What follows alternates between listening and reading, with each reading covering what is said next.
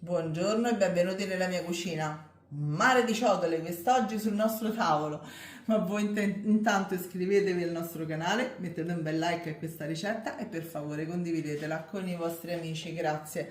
Per un dolce particolare, una torta diplomatica alle fragole, ok? Allora, vi dico subito gli ingredienti. Vi serviranno un rotolo di pasta sfoglia, di quelli già fatti, se no lo fate in casa e fate voi. Io vi dico questo è più pratico. Un pochino di zucchero sempre per il rotolo, quanto? Saranno circa 20-30 grammi, 4-5 cucchiai insomma. Una forchetta perché dobbiamo bucherellare tutto quanto il rotolo e poi abbiamo della crema pasticcera e delle fragole per imbottirlo, diciamo, no? Ok?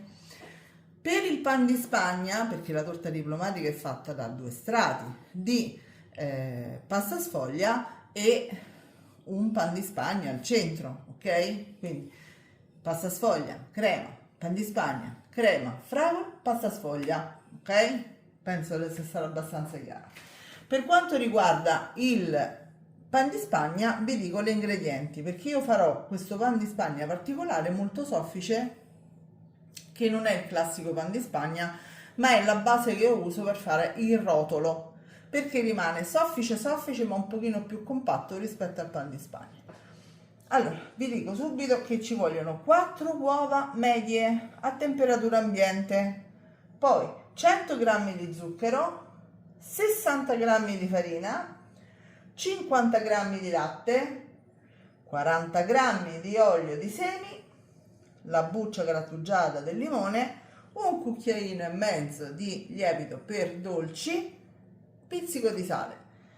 Questo è quanto. Che tipo di farina, scusami? La 00. 00. Sì, la 00. Se per caso non l'avete perché non la utilizzate perché è troppo raffinata, potete utilizzare anche la 0. Ora io vi ho detto un rotolo perché io in questo momento faccio questo rotolo, ma in realtà ce ne vogliono 2, uno sopra e uno sotto, solo che l'altro è ancora in frigo perché fa un pochino caldo, se lo tiro fuori sì. Ok? Ok. Allora, immediatamente andiamo io già ho acceso il forno a 200 gradi, ok? Bucherelliamo tutta la pasta utilizzando i lembi della forchetta, oppure ci sono proprio i rotoli, quelli di legno fatti apposta, che io ce l'ho, ma non lo utilizzo, ci faccio giocare mia nipote, e per bucherellare tutta quanta la pasta in questo modo. Se per caso avete dei problemi a porzionare successivamente la pasta sfoglia, vi consiglio di inciderla già da ora. Però se usate un coltello seghettato, come ho già detto anche altre persone in passato, io perlomeno non ho mai trovato nessun tipo di problema a tagliarla, giusto? Sì, sì. Giusto. Quindi una volta che abbiamo acceso il forno, quindi deve andare a forno già preriscaldato, l'abbiamo bucherellata per bene, perché deve essere proprio bucherellata per bene fino in fondo, e io ho messo, come vedete, una teglia a gratella perché mi la cuoce bene sia sopra che sotto. Ora vado a spargere lo zucchero semolato veloce e la metto in forno. Allora, come vi ho detto, 200 gradi per 8 minuti, le sfoglie chiaramente. Adesso ci preoccupiamo del pan di Spagna. Dividiamo i tuorli dagli albumi e ci dividiamo qua. Negli albumi mettiamo il sale e 1/3 dello zucchero, 1/3 lo mettiamo nei tuorli, quest'altra parte la teniamo sempre per gli albumi, ma dobbiamo aggiungere lo zucchero mano a mano che si montano. Montiamo sia gli albumi che i tuorli. Allora, abbiamo, come vi dicevo prima, sbattuto le uova con lo zucchero e gli albumi con lo zucchero e il sale. A questo punto aggiungiamo l'olio dentro ai tuorli con lo zucchero e continuiamo a sbattere perché poi dopo dobbiamo aggiungere il latte. A questo punto mettiamo anche il latte con la buccia grattugiata del limone. A questo punto aggiungiamo la farina insieme al lievito, setacciati un pochino alla volta. Ora che il composto di uova, zucchero, eccetera, eccetera è pronto, lo andiamo ad unire a quello delle chiare spumose. Un pochino per volta, guardate come sono proprio a neve fermissima. Un pochino per volta le uniamo e le andiamo a mescolare sempre dal basso verso l'alto. Abbiamo unito tutti quanti gli albumi montati a neve e adesso lo mettiamo in una teglia ricoperto da carta da forno, lo livelliamo bene e lo mettiamo in forno a 185 gradi per circa 15-20 minuti.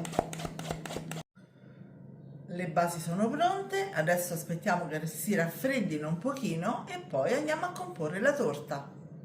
Intanto andiamoci a preparare le fragole. Così le abbiamo ovviamente lavate per bene e adesso le facciamo a fettine sottili. Allora, adesso che si è raffreddato il tutto, andiamo a comporre la torta, la nostra torta diplomatico. Metto un pochino di crema,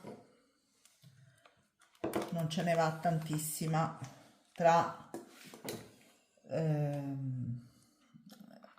non mi viene la parola, il foglio di pasta sfoglia e la base di pan di Spagna. Scusate, ogni tanto succede. La spalmiamo bene bene tutta quanta, ci rivediamo tra un attimo. A questo punto andiamo a mettere il pan di Spagna. Ok? Ho fatto una bagna leggera, in realtà l'ha fatta lui, fatta con acqua, un goccio di limoncello, mezza tazzina e 4 cucchiaini di zucchero e la vado a bagnare leggermente. A questo punto metto le fragole. Una volta che abbiamo messo tutte quante le fragole, andiamo a mettere la crema. Una volta che abbiamo messo anche la crema, mettiamo l'ultimo strato di pasta sfoglia, senza pigiare troppo come faccio io perché sennò si rompe. E poi, scusate il rumore, e poi lo zucchero a velo.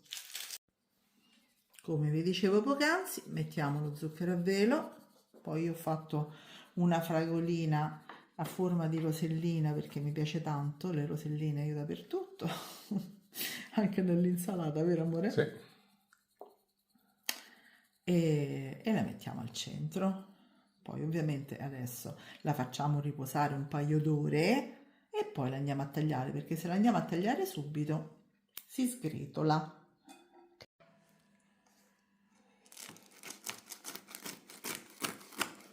Come si taglia bene? Visto? Basta lasciarla qualche ora in frigo e non c'è nessun problema. Tanti dicono, vabbè, ma a me si rompe tutta. Se usi un coltello per il pane, tutto ciò non accade. E voilà, guardate, quadrotti perfetti. Wow. E mo ti tocca assaggiarla però. Assolutamente sì. E allora prendiamo coltello e forchetta. Te la faccio a pezzetti. O anche questa, vabbè, una volta messa nel piatto si può rompere, addirittura. Che è successo? Volevo far vedere bene come si è. Beh, guarda, facciamo così. Io adesso ne prendo la metà, tipo le pastarelle, guardate quanto è bella, e te la faccio assaggiare.